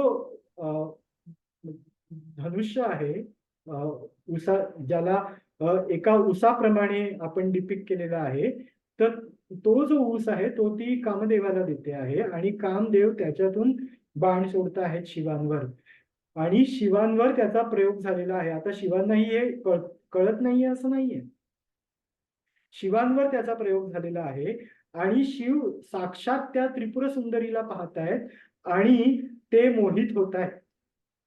हे पाहिल्यावर ती ललिता त्रिपुर सुंदरी कामाख्या देवी म्हणते, ओ शिव कुठे, मी तुमची गौरी नाही, मी ती आदिशक्ती कामाख्या आहे. जर तुला तुमची गौरी पुन्हा प्राप्त करून घ्यायची असेल तर तुम्ही नीलांचल पर्वतावर जा किंवा कामरूप प्रदेशात जा. कामरूप प्रदेशात जा, तिथे तपश्चर्या करा, तेव्हा तुमची गौरी तुम्हाला प्राप्त होईल. आपण आतापर्यंत पाहिलेलं आहे की पार्वतीनीच शिवासाठी प्रार्थना केलेली आहे किंवा आराधना केलेली आहे. शिवानी सुद्धा पार्वतीसाठी आराधना केलेली आहे आणि स्वतः नीलांचल स्वरूप, स्वतः दुसरं तिसरं कोणी नसून स्वतः शिव आहे आणि त्या नीलांचल पर्वतावर प्रकट झालेली ती दुसरी तिसरी कोणी नसून कामाख्या देवी आहे. हे कामाख्याचं, कांचीपुरमचं आणि शिवशक्ती तत्वाचं रहस्य आहे. तर इथे त्या कामरूप प्रदेशामध्ये शिवांच्या आराधनेसाठी आता ललिता सहस्त्रनामांमध्ये एक नाव आलेलं आहे पंचप्रेता सनासीना, जी पंचप्रेतांवर आरूढ आहे. पंचप्रेत म्हणजे कोण? त्याच्यामध्ये शिव, ब्रह्म, ईशान, विष्णू आणि ईश्वर हे 5 जे आहेत ते पंचप्रेत आहेत. त्यांना प्रेत का म्हटलं गेलेलं आहे? कारण त्यांचा प्राण, त्यांची शक्ती जी आहे ती स्वतः कामाख्या देवी आहे. तुम्ही कामाख्या देवीची आयकोनोग्राफी जर कधी बघितली तर तुमच्या लक्षात येईल की एक सिंह आहे, तो सिंह विष्णू स्वरूप आहे, त्याच्यावर शिव असे शवासारखे पडलेले आहेत. शिवांच्या नाभीतून एक कमळ उमललेलं आहे, ते ब्रह्मदेव स्वरूप आहे आणि त्या कमळावर आरूढ जी आहे ती कामाख्या देवी आहे. तर हे कामाख्या रहस्य आहे, हे कामाक्षी रहस्य आहे. आणि कामाक्षी हे का म्हटलं गेलेलं आहे बरं? आता कामाक्षी हे का म्हटलं गेलंय? कारण तिच्या फक्त डोळ्यांची उघड झाप होऊन सुद्धा सृष्टीची निर्मिती आणि सृष्टीचा प्रलय होतो, म्हणून त्याला जे आहे, म्हणून तिला ती कामाक्षी, म्हणजे तिच्या डोळ्यांमध्येच ते डिझायर आहे की केवळ ती तिच्या नयनांनी पूर्ण सृष्टीची रचना करू शकते. एक आणखीन सुंदर कथा येते, त्या कथेमध्ये आदि शंकराचार्य आणि देवीची चढाओढ लागते. आता आपण आपल्या आईशी खेळतो ना, तसाच आता इथे खेळ सुरू आहे. आपण सगळ्यांनी हा खेळ नक्की खेळला असेल आपल्या मित्रांसोबत, की डोळ्यात डोळे घालून बघायचं. जो कोणी डोळ्या आधी झाकेल तो हरला. हे आपण सगळ्यांनी खेळ खेळलेला आहे. हाच खेळ आदि शंकराचार्य आणि देवीमध्ये सुरू आहे की बघूया पहिलं कोण बरं डोळे मिटतं ते. आणि खूपच वर्ष जातात पण कामाक्षी काही डोळे मिटत नाहीये. ती ललिता त्रिपुर सुंदरी काही डोळे मिटत नाहीये. आता आदि शंकराचार्यांचा जे धैर्य आहे ते संपलेलं आहे आणि त्यांनी डोळे मिटलेले. तेव्हा मात्र आदि शंकराचार्य तिला विचारतायत, हे माते, तू आई आहेस ना? कधी कधी आई आपल्या मुलाला बरं वाटावं म्हणून म्हणते, अरे कुठे आपली हार स्वीकार करते. आता आपण जेव्हा लहान मुलांसोबत खेळत असतो आणि आपण पळत असतो, कुठेतरी लपलेलो असतो, किंवा ते लहान मुलं आपल्या समोरच लपतं, आपल्याला माहिती आहे ते कुठे लपलेलं आहे, तरी पण आपण म्हणत असतो ना, कुठे गेलं बाबा माझं बाळ, असं आपण म्हणतो ना. तर आदि शंकराचार्य आता आईकडे तो हट्ट करतायत की तू माझी आई आहेस ना, मग निदान माझ्या आनंदासाठी तरी तू डोळे मिटायचेस, असं आदि शंकराचार्य त्या देवीला सांगतायत. तेव्हा ती देवी म्हणाली, अरे लेकरा, जर मी डोळे मिटले तर प्रलय होईल आणि म्हणून मी डोळे मिटत नाही. डोळे मिटले तर प्रलय होईल, डोळे उघडले तर पुन्हा सृष्टीची रचना होईल. म्हणून ललिता सहस्रनामामध्ये एक ओळ येते, उन्मेष निमिषोत्पन्न. केवळ ती तिच्या डोळ्यांची उघडझाप करून सृष्टीचा प्रलय आणि करते आहे, अशी ती देवी आहे. हे जेव्हा त्यांच्या लक्षामध्ये येत आहे त्यावेळेला ते पुन्हा एकदा तिथे नमन करतायत तिला आणि ते पुढे निघतायत. आता ललिता सहस्रनामामध्ये पुन्हा एक वाक्य येतं, इच्छाशक्ती, ज्ञानशक्ती, क्रियाशक्ती स्वरूपिणी. आता देवीनी स्वतःला 3 भागामध्ये विभागलेलं आहे किंवा 3 शक्तींमध्ये विभागलेलं आहे. तर ह्या शक्ती कोणत्या आहेत बरं? ह्या शक्ती आहेत इच्छाशक्ती, ज्ञानशक्ती आणि क्रियाशक्ती. आता ह्यांना रिप्रेझेंट करणारे 3 देवळं सुद्धा आपल्या भारतवर्षामध्ये आहेत. तर ते 3 देवळं कुठली आहेत बरं? आतापर्यंत आपण कामाक्षी देवीची कथा ऐकली. तर ही कामाक्षी देवी जी आहे ती इच्छाशक्ती आहे. डिझायर म्हणजे काम आणि ती इच्छाशक्ती आहे. हे आपल्याला माहिती आहे. कामाक्षी सुप्रभातमध्ये एक वाक्य येतं, एकाम्रनाथस्य तू कामनेत्रा. म्हणजे एकांबरेश्वराची जी शक्ती आहे ती कामाक्षी आहे म्हणून ती कामनेत्रा आहे. त्याच्यानंतर एका देवीचं वर्णन येतं मीनाक्षी, जिचे डोळे मास्याप्रमाणे आहेत, मासोळीप्रमाणे आहेत, चंचल डोळे आहेत तिचे. ती स्वतः चंचल आहे. शक्ती मूळ स्वरूपामध्ये चंचलच आहे. तर तिचे जे मीन लोचन आहेत त्याच्यामुळे तिला जे नाव पडलंय ते मीनाक्षी नाव पडलंय. आणि त्या कामाक्षी सुप्रभातमध्ये एक नाव येतं, हालस्यनाथस्य तू मीननेत्रा. म्हणजे हालस्यनाथ म्हणजे सुंदरेश्वर, शिवसुंदरेश्वर. त्यांची जी शक्ती आहे ती मीनाक्षी आहे. आता ह्या मीनाक्षीची फार सुंदर गोष्ट आहे. पांड्य राजा होता मलयध्वज नावाचा. त्या पांड्य राजांनी पुत्रकामेष्टी यज्ञ केला. त्या पुत्रकामेष्टी यज्ञातून जी प्रकट झाली ती मीनाक्षी देवी आहे. ती मीनाक्षी देवी जेव्हा प्रकट झाली त्यावेळेला तिला 3 स्तन होते. आणि त्याच वेळेला आकाशवाणी झाली की ज्या वेळेला ती तिच्या होणाऱ्या पतीला पाहिल त्यावेळेला तिचं जे अतिरिक्त स्तन आहे ते गळून पडेल. आजही तुम्ही जर मदुराई मीनाक्षीच्या मंदिरात गेलात तर तुम्हाला तिथे एक मूर्ती दिसेल. त्या मूर्तीला 3 स्तन आहेत. तर ती मीनाक्षीची मूर्ती आहे हे लक्षात ठेवा. तर ह्या मीनाक्षीने काय केलं? पुत्र कामेष्टी यज्ञ म्हणजे पुत्र कामना करून त्या राजांनी हा यज्ञ केला होता. तर आता मीच तुमची पुत्र आहे तर मी दिग्विजय करेन असा त्याचा ती अर्थ घेते आणि ती 10 दिशांची स्वामिनी होण्यासाठी निघते. तर 10 दिशा म्हणजे पूर्व दिशा, पश्चिम दिशा ह्या 8 दिशा तर आहेत. ऊर्ध्व ती जेव्हा ईशान्येला जाते त्या ईशान शिवाचं एक नाव ईशान आहे. ईशान्येला जी तेव्हा जाते त्यावेळेला मीनाक्षी देवीला शिवदर्शन होतं. तिचं अतिरिक्त स्तन जे आहे ते गळून पडतं आणि मग ती शिवाला सांगते की आता तुम्ही मदुराईला येऊन माझा हात मागा. आणि ते शिव नॉर्थ वरून इथे मदुराईला येत आहेत आणि मदुराई मीनाक्षी मध्ये त्यांचं लग्न झालेलं आहे. आता सुद्धा सुंदरेश्वर आणि मीनाक्षीचा लग्नाचा सोहळा फार सुंदर प्रमाणामध्ये तिथे साजरा केला जातो मदुराई मीनाक्षीला. तर ही जी मीनाक्षी आहे ती क्रियाशक्ती आहे.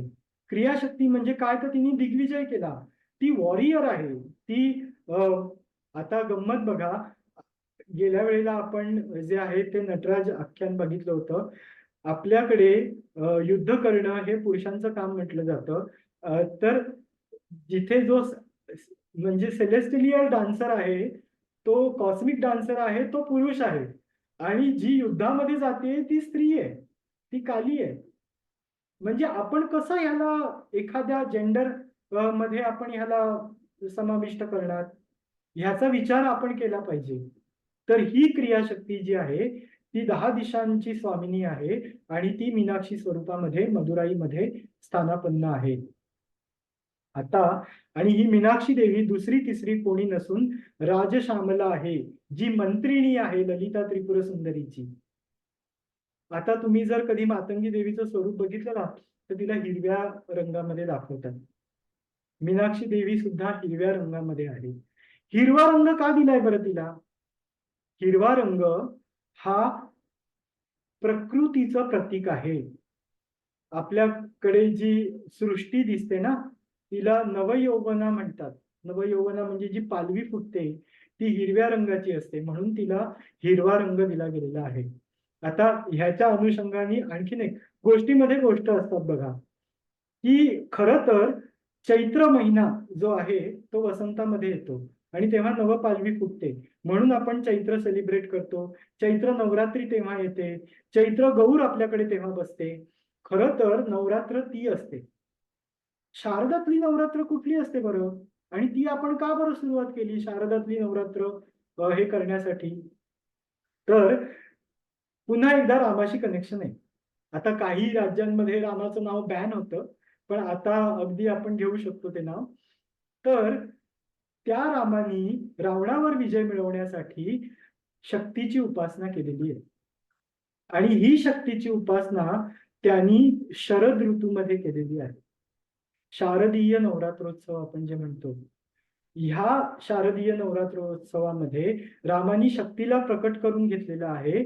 शक्तीचं अकाळी त्यांनी आवाहन केलेलं आहे, म्हणून ह्याला अकाल बोधन असं म्हणतात. आणि हे अकाल बोधन बंगालमध्ये, ओडिसामध्ये आजही शारदीय नवरात्राच्या स्वरूपामध्ये साजरं केलं जातं. कधीतरी तुम्ही पाहिलं असेल, एक पुस्तकही आहे, राम की शक्ती पूजा म्हणून. फार सुंदर पुस्तक आहे ते, हिंदी पुस्तक आहे. तर तिथे राम जो आहे तो सहस्त्र कमलदलांनी, जशी आपण इथे गोष्ट बघितली होती नटराजाच्या गोष्टीमध्ये, की त्याला सुदर्शन चक्र कसं मिळालं नरसिंहाच्या गोष्टीमध्ये, तसंच इथे एक गोष्ट आहे की राम आपल्या सहस्त्र कमलदलांनी तिची पूजा करत असतो आणि भगवती एक कमळ पुष्प लपवून ठेवते आणि म्हणून राम स्वतः कमलनयन म्हणून ते जे डोळे आहेत ते काढतो आणि काढणार बाण बाण लावून तेवढ्या तिथे शक्ती येते आणि रामाला अडवते आणि ती तिथे रामाला विजयाचा आशीर्वाद देते. अवकाळी केलेलं जे आवाहन आहे म्हणून त्याला अकाल बोधन म्हणतात आणि शारदीय नवरात्रोत्सवाची जी आहे ती सुरुवात तेव्हा झालेली आहे. ह्याच्यानंतर जे तिसरं क्षेत्र आहे ते आहे काशी विशालाक्षी. जसं कामाक्षी सुप्रभातम मध्ये आणखीन एक ओळ येते, त्वं विश्वनाथस्य विशाल नेत्रा. आता गंमत बघा, मीनाक्षीमध्ये दोन तत्व आहेत, राजश्यामला मातंगी आणि पार्वतीचं स्वरूप, पण विग्रह एक आहे. काशीमध्ये मात्र दोन विग्रह आहेत आणि स्वरूप एक आहे. काय बरं दोन विग्रह आहेत? तर काशीमध्ये शक्तीपीठ आहे विशालाक्षी, पण काशीमध्ये आणखीन एक आहे अन्नपूर्णा. तर अन्नपूर्णा आणि विशालाक्षी ही जी आहे ती ज्ञानशक्ती आहे. काशी ही ज्ञानाची नगरी आहे आणि म्हणून तिथे विशालाक्षी आहे. ही विशालाक्षी तिथे गणपतीला आणि शिवाला आपल्या दोन्ही हातांमध्ये स्थानापन्न करून तिथे आशीर्वादित करत आहे, ज्ञान देत आहे. ही अन्नपूर्णा आहे. अन्नपूर्णा फक्त आपल्याला जेवणच देते का? तर ती अन्नाचंही तिथे दान देते आपल्याला. म्हणून आदि शंकराचार्य त्यांच्या अन्नपूर्णा स्तोत्रामध्ये म्हणतायत, ज्ञान वैराग्य सिद्ध्यर्थम भिक्षाम देहींच पार्वती.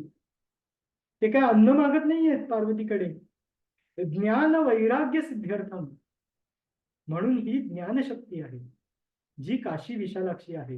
ह्या त्रिशक्ती ज्या आहेत ह्या आपल्या भारतवर्षामध्ये आहेत, म्हणजे कांचीपुरम कामाक्षी, मदुराई मीनाक्षी आणि काशी विशालाक्षी. तर हे रिप्रेझेंट करता आहेत इच्छाशक्ती, क्रियाशक्ती आणि ज्ञानशक्ती.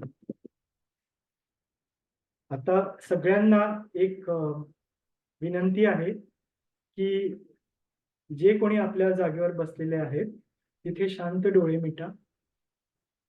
नाही, डोळे मिटू नका, डोळे उघडेच ठेवा थोडा वेळ. आणि ही जी इमेज आहे समोर ती पहा. एक तुम्हाला जंगल दिसतंय, त्या जंगलामध्ये एक श्रीयंत्र आहे. आपण पुढे जाण्यापूर्वी हे श्रीयंत्र जे आहे ते नीट बघून घ्या, ते आपल्या डोळ्यात साठवा. आणि आता हळूहळू डोळे बंद करा. दीर्घ श्वास घ्या. डोळे बंद करा. तुमचा त्या जंगलामध्ये प्रवेश झालेला आहे. छान हिरवीगार वनराई तुम्हाला जिथे तिथे दिसते. पक्ष्यांचे मंजूळ आवाज तुमच्या कानावर पडतायत. पाण्याचा खळाळता आवाज तुमच्या कानावर पडतोय आणि तुम्ही त्या दिशेने निघाला आहात. तिथे गेल्यानंतर तुम्हाला अद्भुत असं सुवर्णमंडित एक मंदिर दिसतंय. त्या मंदिराच्या भूपुरातून तुम्ही आतमध्ये प्रवेश केलाय. तो आतमध्ये प्रवेश केल्यानंतर तुम्हाला एक 43 खांब दिसतायत. ते 43 खांब जे आहेत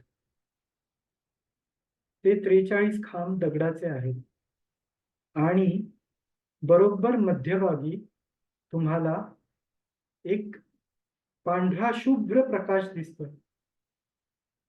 त्या पांढऱ्या शुभ्र प्रकाशात तुम्हाला एक रत्नजडित मुकुट दिसतोय. तुम्ही थोडं खाली बघितलं की तुम्हाला प्रत्यक्ष आईचा चेहरा दिसतोय. पाश, अंकुश आणि ते ऊस घेतलेली ती महामाया आदिशक्ती ललिता तुम्हाला दिसते आणि तुम्ही तिचं रूप न्याहाळता आहात आणि तुम्हाला ध्वनी ऐकू येतोय. ओम.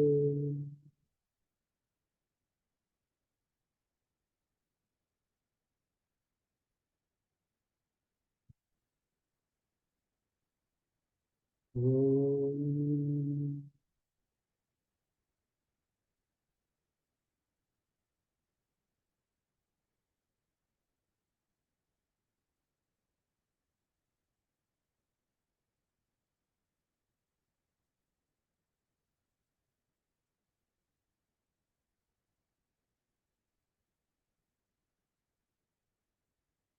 ओम.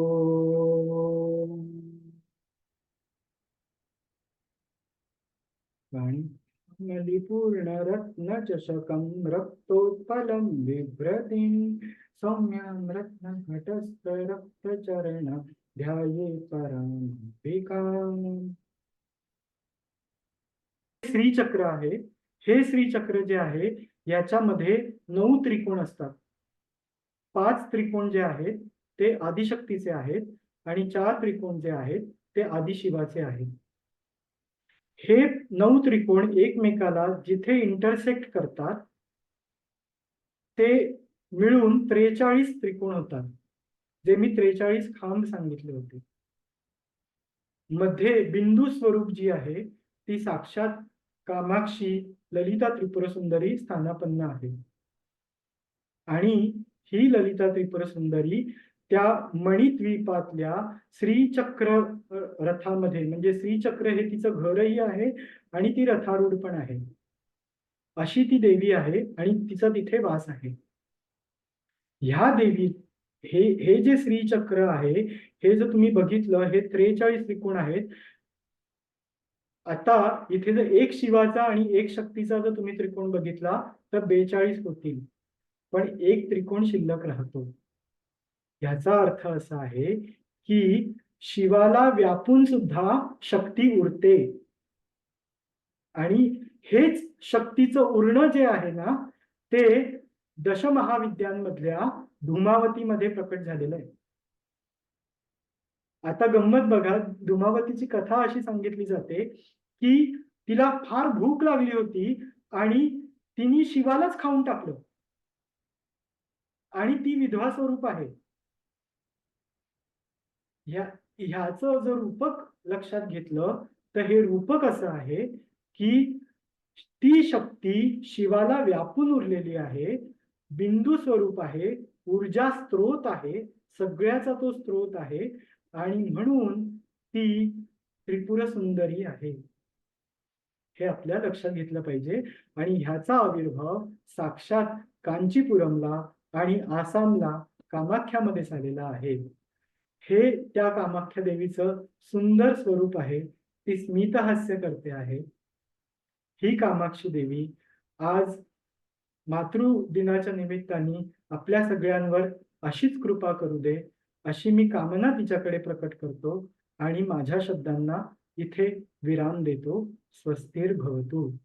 जे काही आवडलं असेल ती केवळ गुरुकृपा. जे काही टेक्निकल ग्लिच असतील किंवा जे काही आवडलं नसेल ते माझं अज्ञान समजून मला माफ करा. शुभम भवतु.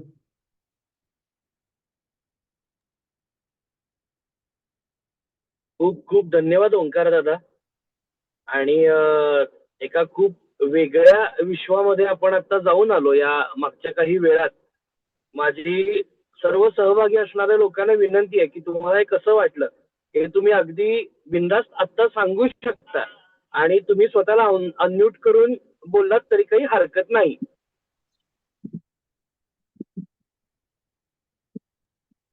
खूपच छान माहिती मिळाली. धन्यवाद. धन्यवाद. प्रत्यक्ष तुम्ही म्हटलं तेव्हा आम्ही डोळे मिटून बसलो. खरोखरच त्या मंदिरात आम्ही गेलो आणि ते पांढरं हे दिसलं आम्हाला. म्हणजे मला तर अगदी दिसलंच ते. आणि त्या खरोखर त्या मंदिरामध्ये आपण ते दर्शन घेतलेलं आहे असं मला जाणवलं. आणि त्यामुळे धन्यवाद. तुमच्यामुळे मला हे दिसू लागलं म्हणून थँक्यू. खरोखर मी धन्यता मानते. धन्यवाद. आता इथे मला आणखीन एक गोष्ट सांगावीशी वाटते की नटराज जेव्हा पाहिलं होतं आपण तेव्हा आपण जे ध्यान केलं ते पायापासून आपण वरती गेलो होतो आणि आज जे ध्यान केलं ते आपण किरीटापासून खाली आलो. तर एक लक्षात घ्या, जेव्हा तुम्ही स्त्री विग्रहाचं किंवा देवीचं दर्शन घेता त्यावेळेला ते मुकुटापासून खाली पायापर्यंत असतं आणि जेव्हा पुरुष देवतेचं दर्शन घेतो तेव्हा पायापासून वरती जायचं असतं. आता हे जर लक्षात घेतलं स्त्री चक्रामध्ये तर जे 5 त्रिकोण जे अधोगामी आहेत ते स्त्री तत्व आहे आणि जे ऊर्ध्वगामी आहेत ते पुरुष तत्व आहे. तर ती आदिशक्ती ना ह्या ब्रह्मांडाची रचना करण्यासाठी अधोगामी झालेली आहे. ती प्रत्येक चराचर रचून रचून रचून मग ती जड स्वरूप झालेली आहे. ती पंचमहाभूतामध्ये पंचमहाभूत स्वरूप धारण केलेलं आहे तिने. म्हणून आपण जे तिचं दर्शन घेतो ते वरून खाली घेतो आणि शिवाचं जे दर्शन घेतो जेव्हा ती आदिशक्तीला असं समजतं की नाही आता मला परत माझ्या शिवाकडे जायचंय तेव्हा ती कुंडलिनी शक्ती ऊर्ध्वगामी होते आणि मग ती खालून वरती जायला लागते. ह्याच म्हणून आपण शिवदेवतेचं स्वरूप जे आहे किंवा पुरुष देवतेचं स्वरूप जे आहे ते पायापासून वरती असं घ्यायचं असतं. त्यामुळे दर्शन घेताना हा पॉइंट जर लक्षात राहिला तर नक्की आठवा आणि त्याप्रमाणे दर्शन घ्या. थँक्यू. बरं, आणि आज ग्रुप ओपन होईल. तुम्ही प्रत्येक जण तुमचे अभिप्राय देऊ शकता. त्याबद्दल कोणाला काही डिस्कशन करायचं असेल आपल्या ह्याच्या व्यतिरिक्त तेही तुम्ही तिथे करू शकता आणि आत्ताही तुम्ही प्रश्न विचारू शकता आणि फीडबॅक पण देऊ शकता. जे काही असेल सुधारणा करायचं असेल तर तेही.